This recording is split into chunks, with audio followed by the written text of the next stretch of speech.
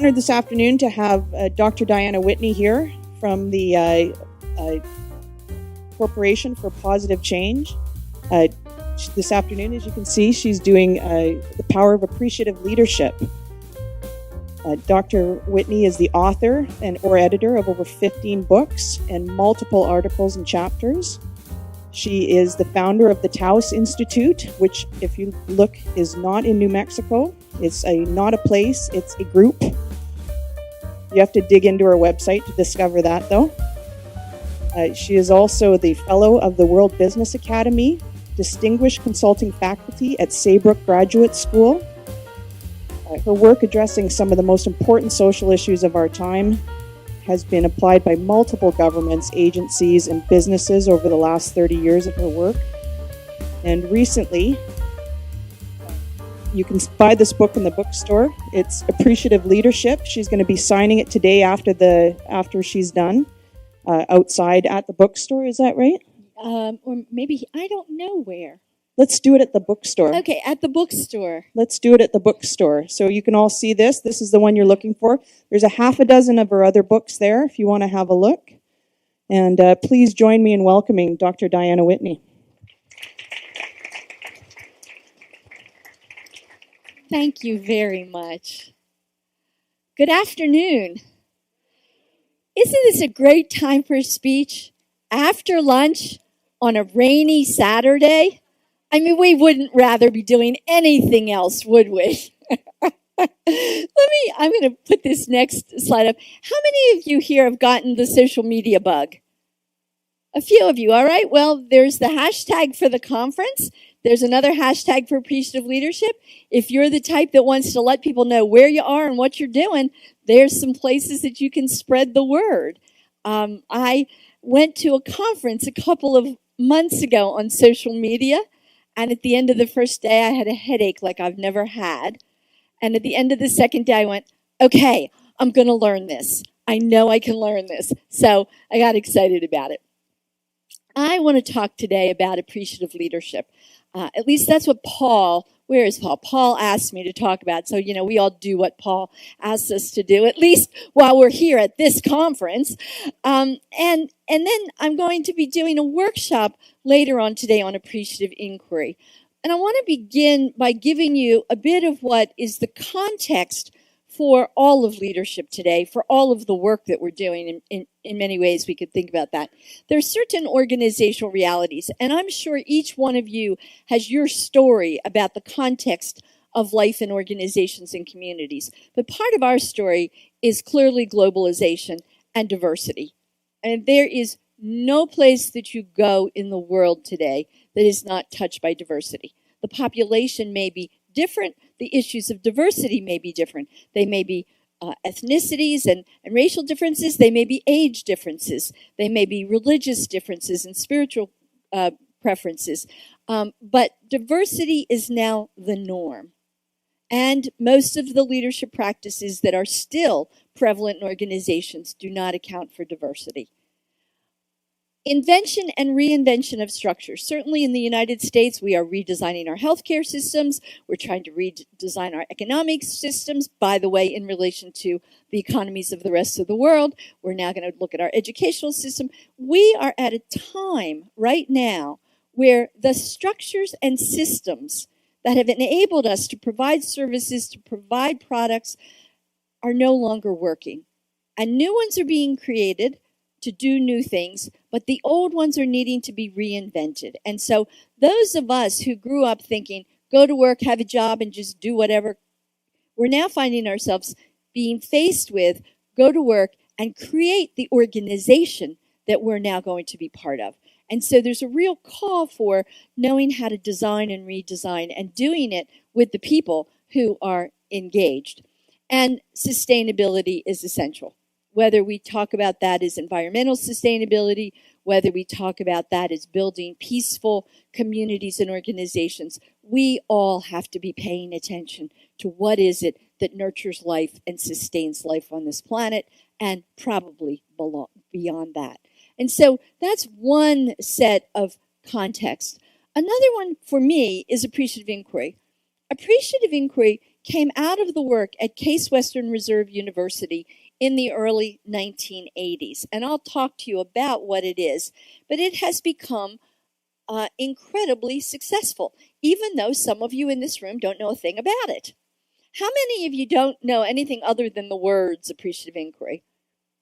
How many of you read a book or an article or took a workshop? And how many of you have been doing experiments and practicing Appreciative Inquiry? Good. Hold your hands up. So see those folks?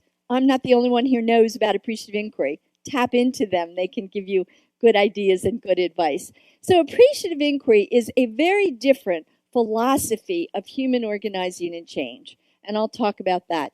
It is a very successful process for large-scale change. This room full of maybe 200 people is a small group for me. When we are working with organizations, we are being asked, like Tom White, the president of GTE, said, how do we engage 67,000 people? Now that's kind of interesting, isn't it? So, and I'll talk more about that when I do the Appreciative Inquiry workshop. And what I'm going to share with you in a little bit is some unique leadership capabilities or qualities that we have noticed over the years of practicing Appreciative Inquiry, because it's, you know, the authoritarian hierarchy kinds of leaders, they don't generally find themselves drawn to Appreciative Inquiry. There's a different kind of leader who is emerging, who's looking for tools and techniques and processes that are more congruent with their values. And those are the kinds of leaders who choose Appreciative Inquiry. But we also, those of us whose work is Appreciative Inquiry, are part of this other thing that has been called a positive revolution. And many of you in this room know about positive organizational scholarship. The strengths movement, I don't know a better way to call it other than a movement, because it is growing now around the world. And positive psychology. You can also add into that the positive deviancy. I like to even talk about Matthew Fox's work in spirituality. There's kind of a positive spirituality, original blessing. So we can look in a number of different arenas of life and say, something's going on that we might call a positive revolution. And so with all of that as the backdrop, we sort of enter the realm of appreciative leadership. And what I want to do before talking about leadership is to give you just a little bit of a sense of Appreciative Inquiry. First, indeed, it's a philosophy of human change and human organizing. It is also a process, a very specific process that can engage hundreds and thousands of people. And more recently, as it has evolved and grown, it is becoming a set of practices. My elevator talk, my definition of Appreciative Inquiry, is the study of what gives life to human systems, people, teams, relationships, organizations, communities, when they are at their best. The study of what gives life, what energizes us, what gives our vitality, we might call that positive. But with Appreciative Inquiry, we kind of focus on the life-giving forces. And that's what we mean when we're talking about positive and we're talking about appreciative. Appreciative Inquiry does not claim or even attempt to say the world is always at its best. My world is not the way I wish it would be. Right? The world has got some pretty funky things going on, right? So Appreciative Inquiry doesn't make a judgment. It doesn't say, oh, the world is always great. What it does say, and it provides now years of experience and evidence, that when we focus on what works, when we focus on what gives life to people, when we focus on who we are at our best, then we can learn, we can grow, we change, and we move in that direction and get the results we want. What Appreciative Inquiry, if anything, as a sort of maybe political statement, it says, we have been looking and studying the wrong things for a long time. Right? We've been studying illness. We've been studying problems. We've been studying what's wrong with humanity, when in fact what we want is to build flourishing organizations, organizations full of meaning, to build relationships that nurture people. and bring out our best. And that we're now at a point where we can no longer get there by studying all the problems. This is the process that we use, and it's called the 4D model. Appreciative inquiry, and you'll notice the yellow box. If there is anything important, the most important thing often in my mind is that yellow box. Appreciative inquiry is not just about, well, tell me what makes you happy, or tell me when you're at your best. Appreciative inquiry starts with a strategic focus, something that you want more of in your organization, your community, the group of people that you're working with. So it takes thought to say, what do we want more of? Is the gentleman, Alan, here, who did the talk yesterday on harm reduction? Alan, okay. So I sat in on a couple of the talks yesterday. Alan's was powerful for me because he's not looking at so much how do you help people in their most problem area, but how do we help them learn to prevent harm?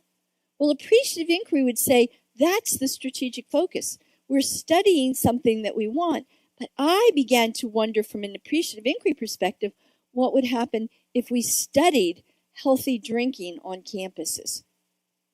Could we even make that phrase, healthy drinking, meaningful? Could we begin to encourage young people to do inquiry into and with people that they know who have a drink in a healthy way? You know, and all that information that's provided, Alan and his team, would be continue to be so valuable. So we start with what is the focus? And we say, it takes time. You all know reframing as a tool. How many of you are good at reframing? Yeah, it's one of the really essential tools or skills. To call it a tool might be too narrow, but it's an important capacity.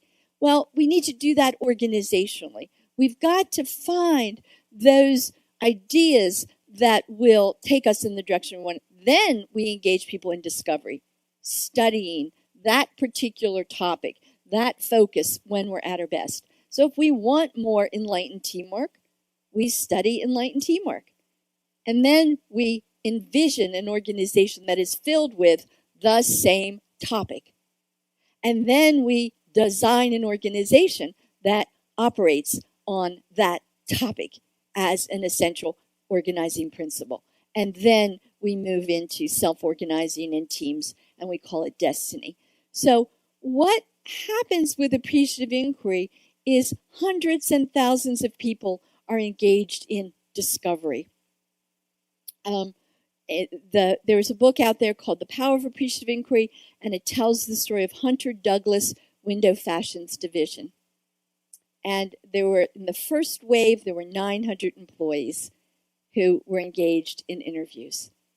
Imagine, within a 2-month period, 900 people being able to ask, when you've been at your best in this organization, what's it been? Tell me about it.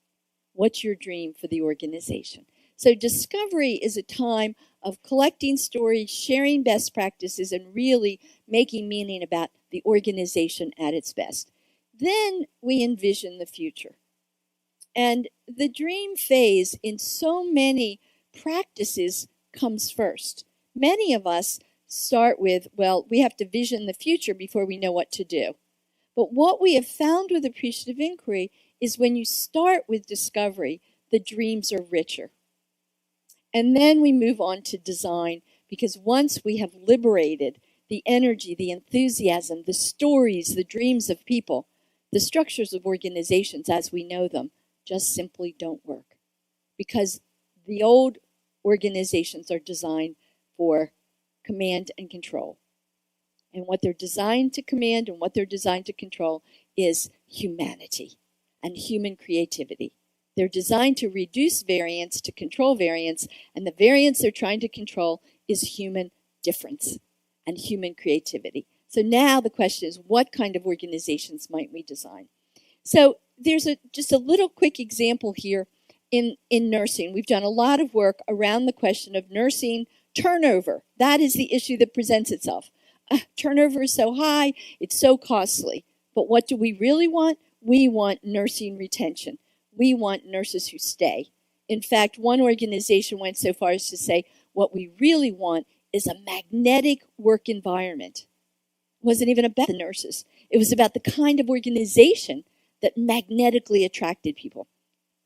But study of nursing retention. Some of the things they chose to study, and they did discovery. The call to nursing. When nurses who've been working for 10, 20, 30 years are invited to remember, what was it that called you to this work?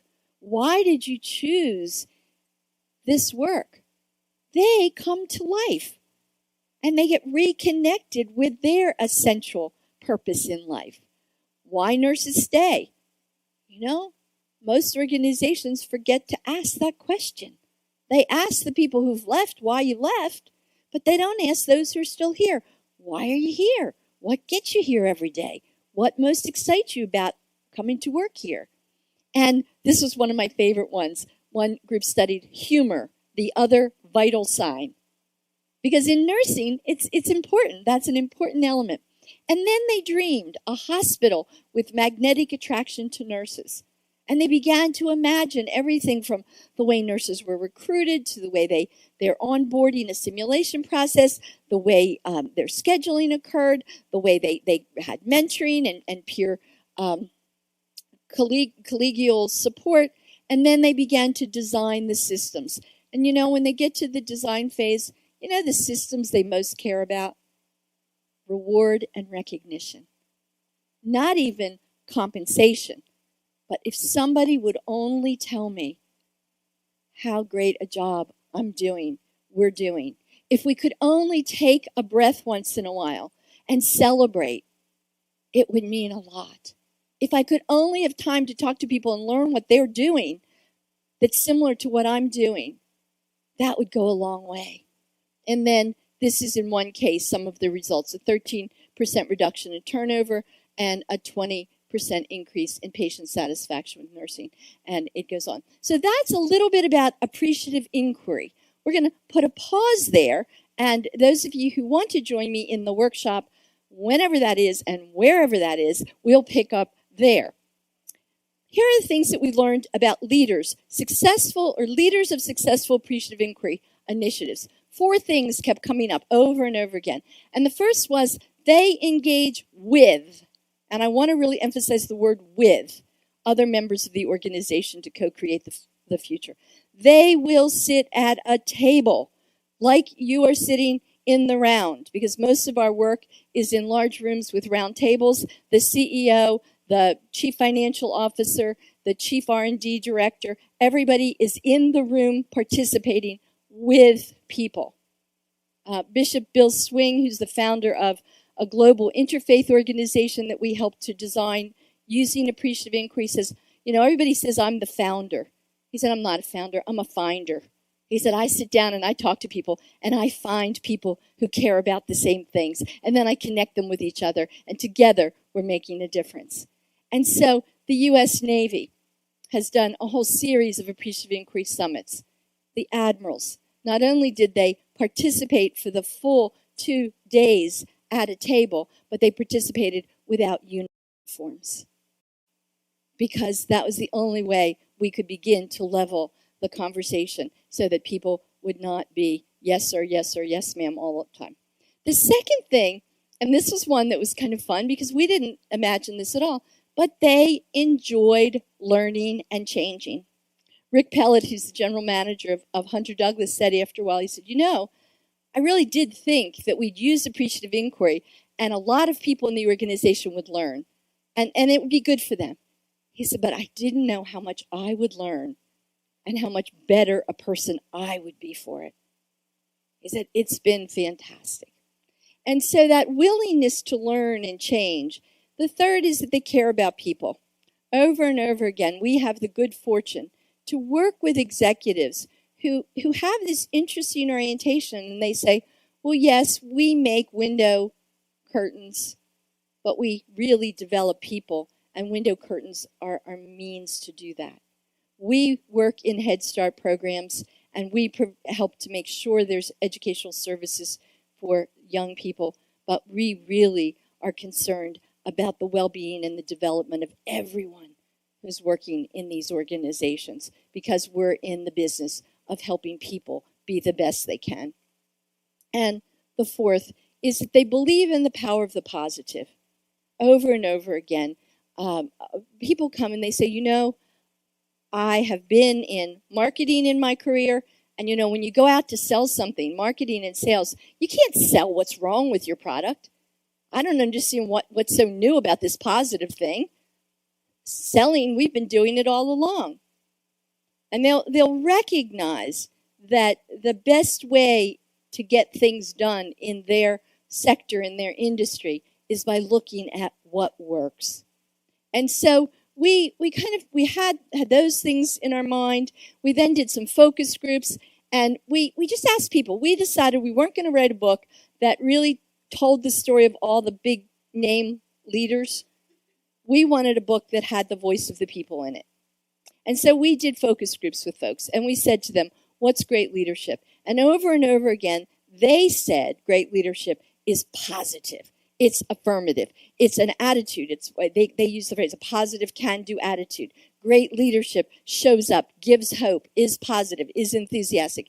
Positive ways of working. Great leadership really is about collaboration and teamwork and getting along with people. It's not great leadership if the leaders are in conflict with each other. Great leadership, recognition for me of who I am. Great leadership kind of sees me, knows what my strengths are. Sometimes people even talk about the really good leaders that I've known. They believe more in me than I believe in myself. They help bring me to be my best. They recognize who I can be, and they help me be that. They appreciate me. They appreciate us. And positive impact. So this notion of positive has so many different meanings and so much potential. And so we played around, and, you know, as things go, it took us a long time. I think we wrote the book before we defined appreciative leadership. No, I didn't just say that, did I?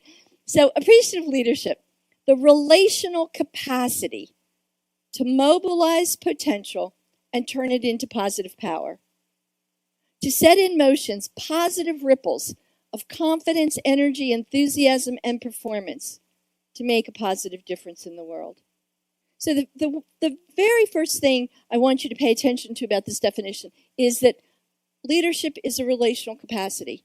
I'm not talking about the skills of a person.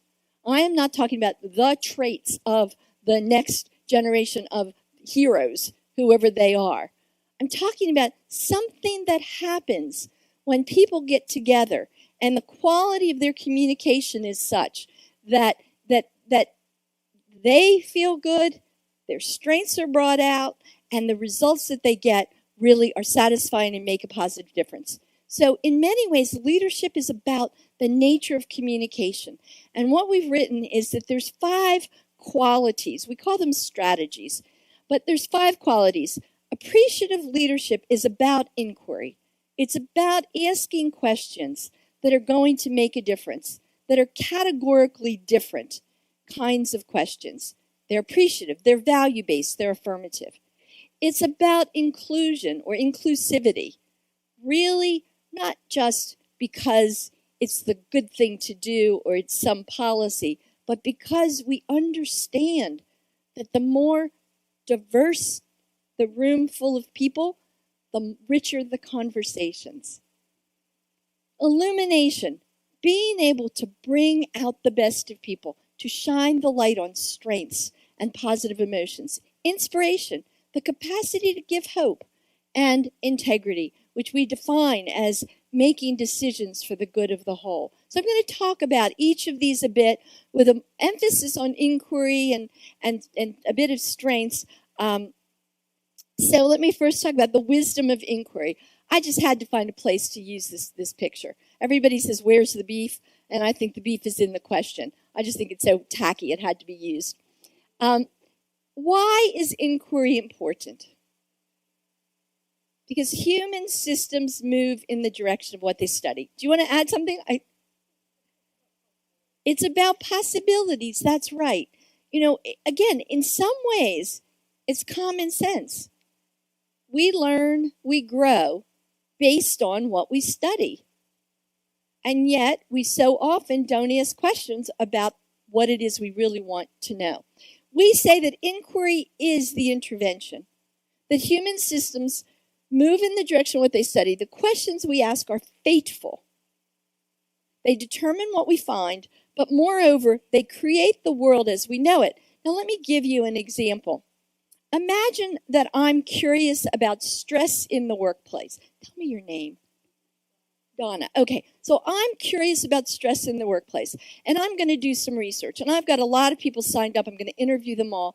And I'm having my interview with Donna, and I asked Donna, you've been working here for quite a while. Will you recall a time when you experienced stress in the workplace? Just think about, all the times that you've had stress, and just tell me about one of those times. Right? And Donna starts thinking. You're probably all thinking about some stress. Who or what caused it? How did it affect you? How did it affect the quality of your work, your relationships, your health? All right, that's a series of questions. Now, what is Donna thinking about right now? Stress. She's remembering those. I've asked her to, so she's doing that. But how do you imagine she's feeling? All right, is that a neutral question? I don't know, maybe. Most of us as researchers think we're asking neutral questions. My neutral question influenced how Donna's thinking, what she's remembering, the story she's thinking about. I influenced her physiology. She's feeling that stress. But you see, it doesn't stop there. Because Donna goes out and she has a cup of coffee. And around the coffee pot, she runs into Alex. And she says, Alex, have you been interviewed yet? And Alex goes, no, not yet, but I'm signed up for tomorrow. And she said, well, wait till you get interviewed. She said, a lot of things. She just asked some simple questions about stress, but it made me think of, 2, 3, 4 years back. She said, I realize there is so much stress in this organization. I don't even know why I'm still working here. All right? So is that uncommon? My question influences Donna's thinking, how she's feeling, and what we call the inner dialogue of the organization. What people are talking about informally. Now, what if instead I asked a question about joyful productivity? The first thing Donna might do is kind of giggle. Joyful productivity? Nobody's asked me about joyful productivity. And I'd say, tell me about a time when you experienced it. Who else was involved? What made it fun and productive? Because isn't that what we want? We want fun and productivity, or meaningful and productive. I can add any good juicy words in there if they're the things I want more of. And how might you have more of this at work? So now I've got Donna thinking, wow, kind of interesting question.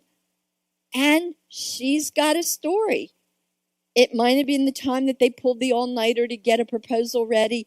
It might have been the time she had a family in therapy, and actually they've been to several therapists and nobody could help them, and she did. She helped them. It was hard work, but they got better. And then, of course, she goes out and runs into Alex. And she says, Alex, they're doing this study on joyful productivity. I hadn't ever thought about that. I never put those two words together. But when I do, I realize we've got a lot going on around here. It's kind of an interesting lens. Right? So the questions we ask create ripples of meaning. They influence what people remember, how people feel, what they talk about, and they influence the inner dialogue of the organization. Now, that's not only the questions I ask as a researcher. They're the questions you ask as a manager, a supervisor, a therapist, a colleague, a friend. All of our questions have that kind of ripple effect. It's important that we pay attention to the nature of our questions. So appreciative leadership, one of the practices is asking positively powerful questions. Here's another great story. It was actually up in sort of your part of the world. I was actually in Calgary working with a health services group, and one of the people in the room said, you know, I went up north a bit to meet with one of the communities, and I was going to give a talk on what services we have for the community. And it's a community that I knew was in a lot of conflict. I got picked up at the airport when I arrived by an elder of the First Nations community. Now, he was someone who was highly revered, and I was honored that he picked me up at the airport. And as we're driving from the airport to my hotel, he's pointing out different sights for me to see. And I noticed that we're driving along a river. And I said to him, tell me about the river that connects you. And he says, no, you mean the river that divides us. And she said, no, I mean the river that connects you. And he got very quiet. The rest of the car ride to her hotel was silent. He said goodnight, he was polite, and she shows up the next day in the hotel where she was going, or in the meeting room where she was going to speak. And he came up to her because he was not the one that was meant to introduce her. And he said, I've asked if I can introduce you today. Now, you know, she's just a little bit nervous. What is he going to say? And he gets up and he said, I want to tell you that we are about to hear from one of the wisest women I have met. As we were driving last night from the airport, she asked me about the river that connects us. And I argued with her. I told her, no, the river divides us. Because that's the story we have told each other all these years, that the river divides us. He said, I would like us to take her wisdom and begin today in this meeting to create the story of the river that connects us. Because that's the only way we will be able to provide services for all of the children, for all of the next generations. The power of a question to make a difference that ripples out and out and out. And by the way, most of the time you will not know the ripples that you are creating. Because most of the time we don't know that we're already creating ripples. We are already creating ripples. So are you creating ripples that are caring and life-affirming and loving? And are you creating the ripples that are the ripples of what you want the world to be like? Or are you just sort of unconsciously setting meaning in motion? One of the things that we can do is to be conscious about the nature of our questions. The second appreciative leadership strategy is inclusion. And the why is this important is because people commit to what they help create. People commit to what they help create. We've got organization after organization, community after community, and people are not engaged, people don't care. Well, yeah, they don't care about what you want them to do, but if you ask them what they care about, they will tell you. And so one of my colleagues says, don't talk about me without me. Don't talk about me without me. And again, this is radically different. Most organizational processes, there's the folks at the top that figure it out, the parents, the therapists, whoever we are that are the experts and the authorities, and we know best. Appreciative Inquiry says, sit down with all of the people whose future it is and let them have a voice at the table. If you're working in a school system, you've got to have the students in the room. If you're working in a health center, you've got to have some patients in the room. And so it's about including all of the people whose future it is into the conversation. Organizations, I think I do have it up there. Okay. And you're going to have an experience of this in a little while. We use the phrase improbable pairs. People who don't normally talk to one another. Maybe they ought to because their work overlaps, but for whatever reasons, they're not in conversation or communication. So we bring improbable pairs together. This happens to be Dalai Lama and an Native American elder that we're enjoying talking to each other. If you want to create change in an organization, change who talks to whom about what. Who talks to whom about what. So we change the topic of conversation, change who's in the room. Invite the whole system, all of the stakeholders into the conversation. And again, a little bit later today, I'll tell the story of an Appreciative Inquiry Summit that I did for Idaho State Department of Education on services for students who are deaf and blind. So yes, they were all in the room, and their parents, and their guide dogs, and interpreters, and braille recorders, and so forth and so on. And I'll tell you a story about that. So it's important to know that we need more and more to build bridges of conversation and include people. The Art of Illumination, bringing out the best of people and situations. Have any of you read Tojo, Thatch and Carey, and Cal Metzler's book on appreciative intelligence? It's a delightful book, and basically what they say is that all of us have the capacity to look and to see the implicitly positive in any situation, but we don't. We don't develop our appreciative eyes. We don't develop our appreciative vocabulary. So the art of illumination is the ability to bring out the best of people and situations. Peter Drucker, who now has been passed away for probably a couple of years, made the comment in an interview with David Cooperwriter that the task of leadership is to create an alignment of strengths for a purpose or a goal in such a way that weaknesses are irrelevant. Now, that again is common sense. Right? I have a nephew who played Little League baseball.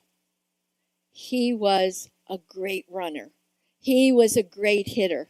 He was a great outfielder. He could throw the ball really, really far. So he played outfield. He hit home runs. He was a star. And his team went to the Little League World Series. And all of their pitchers got hurt or had already played their game. There's rules about when they can play. And so somebody had to pitch the last game. And my nephew was the one that was asked to pitch, and he wasn't a pitcher. And he still feels bad that he lost the game. He lost the whole championship for his team. It wasn't his strength. But somebody had to do it in that case. But coaches know to play people to their strengths. Human resource people, I'm really sorry if there's any HR managers and directors in the room, so I'll know who I'm about to, say something.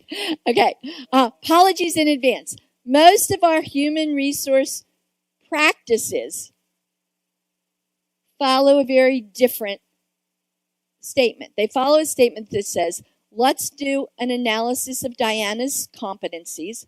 Let's find out where she is weakest, and let's develop her in her weakness. Right? Human resource development has been based on that assumption, whether it's personnel, employee relations, for altogether too long. Everything that we're learning about strengths is that strengths are near perfect performance in activity. They feel easy. They increase excellence. And this is all from Now Discover Your Strengths from Buckingham and Clifton. They provide a sense of joy, flow, and fulfillment. Okay, so that, but here's the really cool stuff. Outstanding performers are rarely well-rounded. Well, we're not well-rounded. Does that make anybody feel good? It makes me feel good, all right? We capitalize on our strengths, and we minimize our weaknesses. A lot of good ways of doing that. You work with somebody who's got a strength that complements yours. You find ways that you don't have to do the things that you're not good at. Each person's greatest room for growth is in his or her greatest area of strength. We have a lot of redesigning of HR systems, of practices in organizations, in agencies, to really bring this stuff to life. Because again, all of our institutions are designed on a different set of understandings about humanity. So the appreciative leadership practice is to be a strength spotter. And it's time for you to practice. Here's the inquiry. It's very simple. You're going to find a partner, someone in the room that you don't know, an improbable pair, right? So you're going to find a partner, someone you don't know. You're going to ask your partner the questions that I will flip back. You're going to ask your partner to tell you a success story. You're going to probe, you're going to listen, and as you listen, you're going to be trying to sense your partner's strengths. And by the way, you don't have to use the via strengths, the via strengths, or the strength. This is your own language, all right? What you find meaningful as your partner tells their story. Then you're going to reflect them back and reverse roles. You'll each have about 4 minutes, and I'm going to be the timer.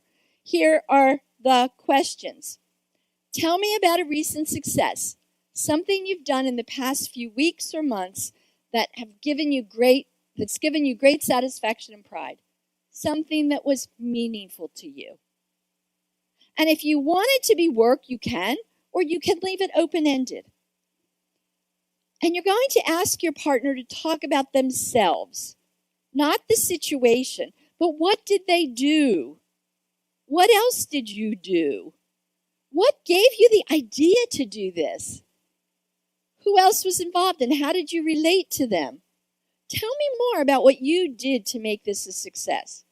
So your probes are really going to be probing into the active engagement of your partner in this situation. And as you do that, you're going to listen. Boy, she has a lot of courage.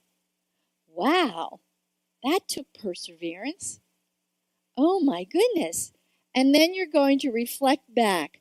Based on your success story, I sense that some of your strengths are. Okay?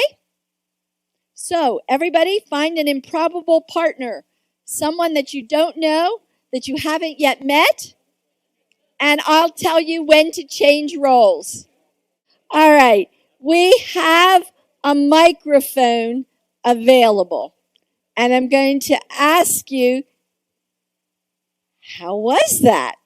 And there's the microphone. So raise your hand if you'd like to share a comment about how this experience was. One up here.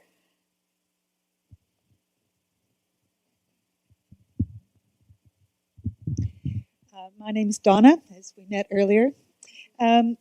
Truly, that was a gift from someone that has not met me, but that in witnessing my story, honored the best of who I feel I want to be.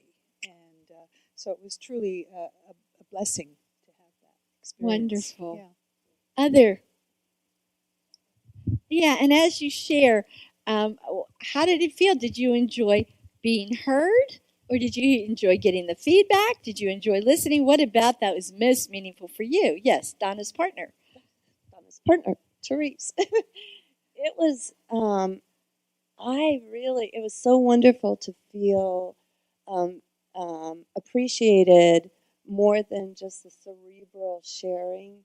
It was an emotion. She just was with me on a heartfelt level, and that was really important to me, not to refute that our intellect was really important in what we shared, but it was so nice to feel the deeper level of meaning that was understood. Thank you. Great. Other comments or reflections? This is not a room full of shy people. I know that. Okay, great. I found it disconcerting to get a compliment. You know, we usually shoot them down. Yes. But it was a surprise that my partner unearthed some things which I hadn't thought of, and it was for me it was a very nice experience, giving a very pleasant person a few strokes. Nice. Good. Yes, sometimes we do, put down any compliments that we might get. And yet we're hungry for them. We're hungry to be seen, to be known, to be reflected. Lovely. So another question, how could you imagine using that? That was 5 minutes each person. 5 minutes each person. How might you use that simple little strength spotting activity? Let's get some ideas. Yes, here we've got a couple right here. Hi, I'm going to be teaching a university course in positive psychology this September, and I came here to the conference looking for things that I could have my students do in class. And this is something that I'll be having them do in class, and I won't have to lecture for 10 minutes in the process. There you go. Good. It'll be a lot more meaningful for me not to lecture, too. So with students, okay, back in the back.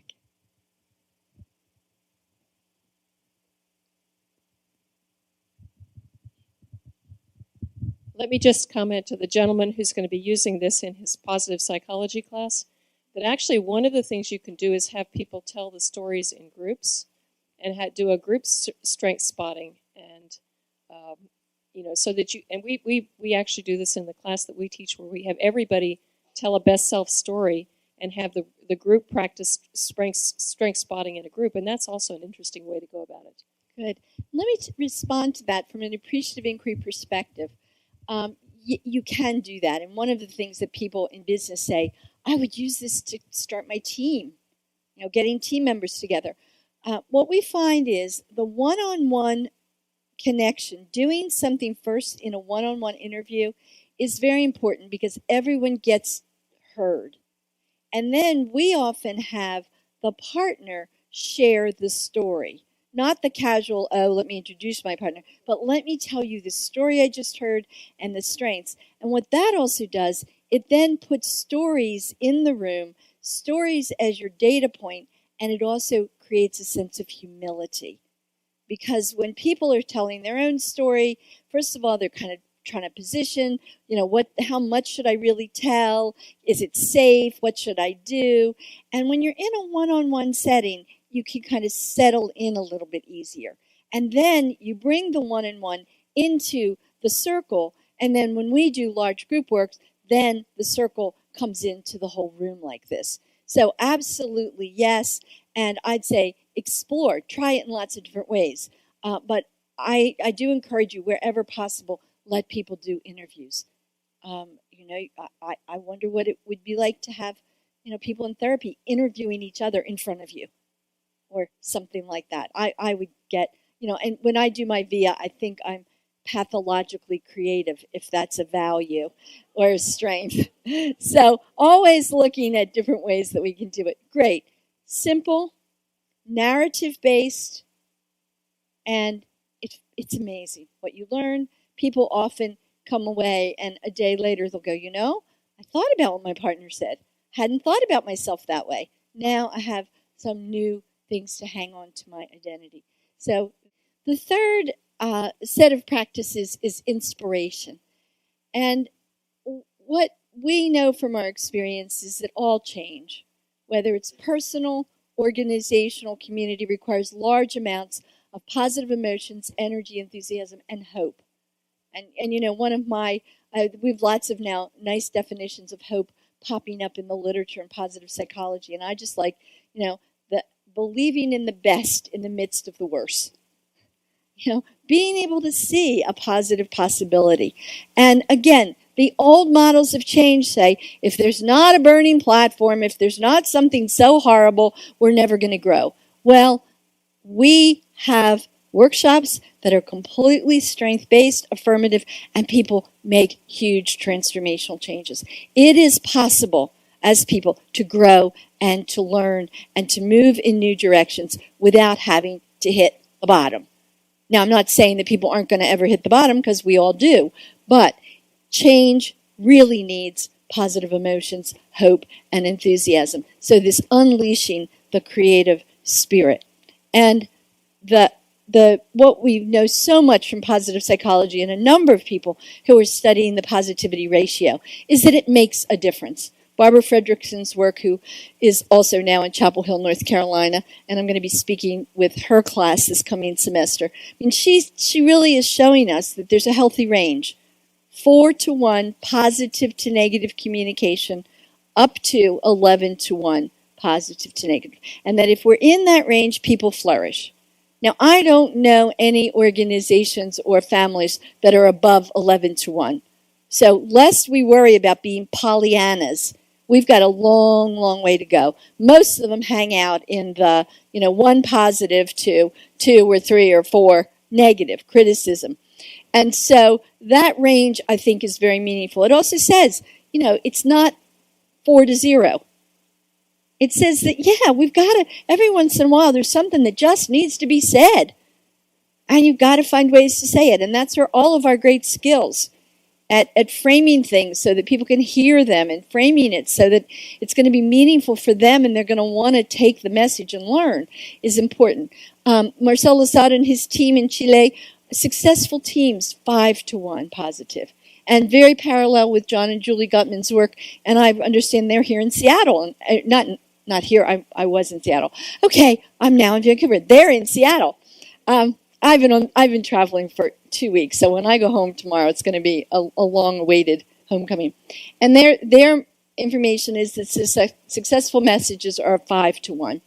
We actually have had a number of graduate students over the years go into organizations and go into the cafeteria and sit down with folks and say, tell me, where's the company going to be in 5 years? Just that sort of neutral, how's it going to be? And what we have found is that there is also a correlation of 5-to-1. Organizations that are doing well financially, where people are feeling satisfied at work, tend to have a 5-to-1. We actually were working in one healthcare system where it was 1 positive to 50 negative. I mean, they very soon after that were acquired and turned around because they were not only losing money, on the edge of losing patients. So the nature of conversation makes a difference.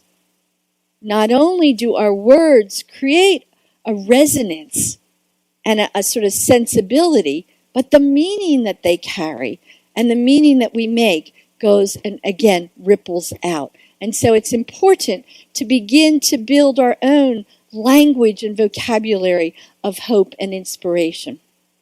And the final one of the 5 appreciative leadership strategies and practice sets is integrity. And we talk about it as a path because, on a good day, I could be misappreciation, but on a bad day, I'm over here.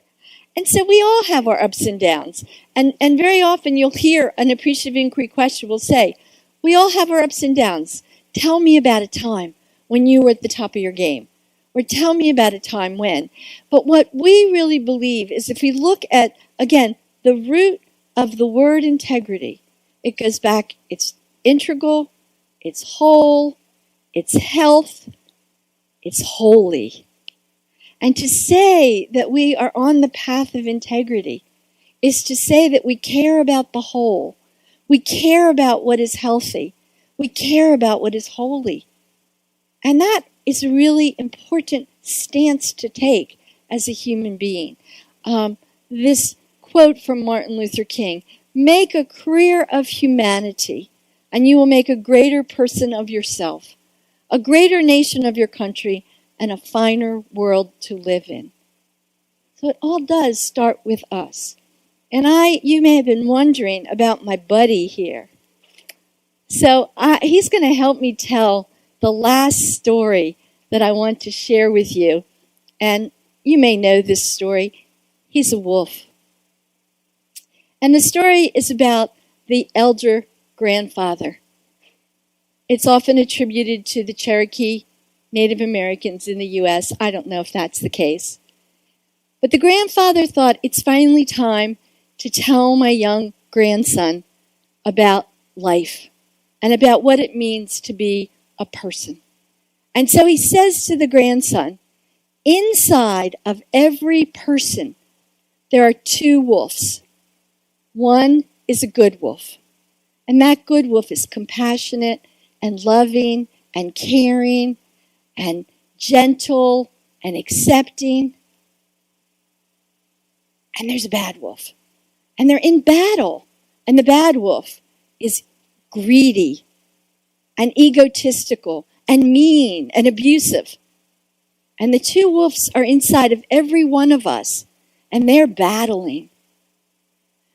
The grandson listened, and he thought for a minute, and he said to his grandfather, "Which one wins?"